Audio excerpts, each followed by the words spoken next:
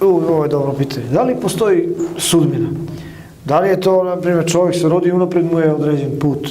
Šta će mu se desiti ili kako će živjeti ili dok će živjeti? Šta vi mislite? Nema šta da mislim.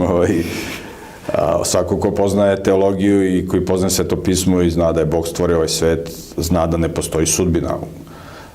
Čovjek bira svoju sudbinu. Postoji sudbina u smislu da čovjek ima samo dva puta. To je sudbina. Ili će čovjek da bude srećan i da jednog dana večno živi, jer čovjek nije stvoren da umre. Znači, to se ne uči u školama.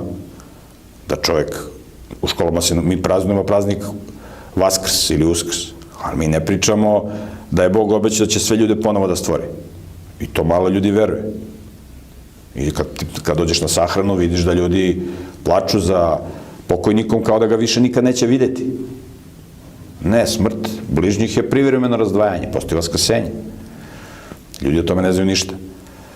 Mislim, malo ljudi to zna, oni koji su teološki pismeni znaju, a to je vrlo mali procenat čovečanstva. Tako da, čovjek će ili da izabere zlo i da nastrada, da se pati u životu i da umre, jednog dana da bude ponovo stvoren od strane Tvorca i da bude kažnjen za to što je sve te potencijale koje mu je Bog dao zloupotrebljava.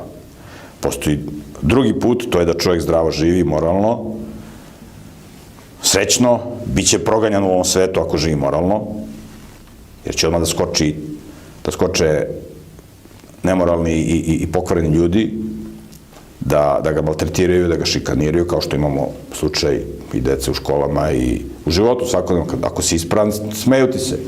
Nećeš da pušiš, nećeš da piješ, nećeš da se drogiraš, nećeš da se družiš s nemoralnim ženama, odmah krenu da te napadaju, ako si moralan.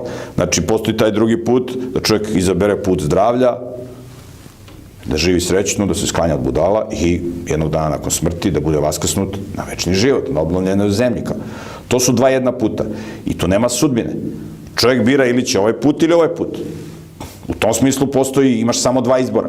Neznabožački narodi da bi su preko svojih paganskih sveštenika učeni naopako da to postoji u hinduističkoj religiji, naročito.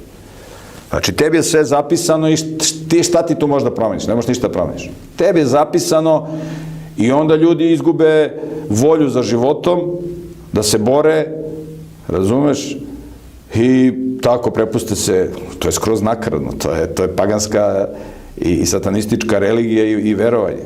Postoji sudbina. Tako da mnogi ljudi veruju u sudbinu, ali to nema veze sa realnošću, sa činjenicama, sa naukom i sa onim što je Bog rekao i što možemo logički da razumemo, ako razumemo da nas je neko stvorio ko nam želi dobro i ko može ponovo da nas stvori. Znači, ništa nije određeno, nego mi biramo i to vidimo svakog dana. Ako biramo dobre stvari, dešava nam se dobro. Ako biramo loše stvari, dešava nam se loše.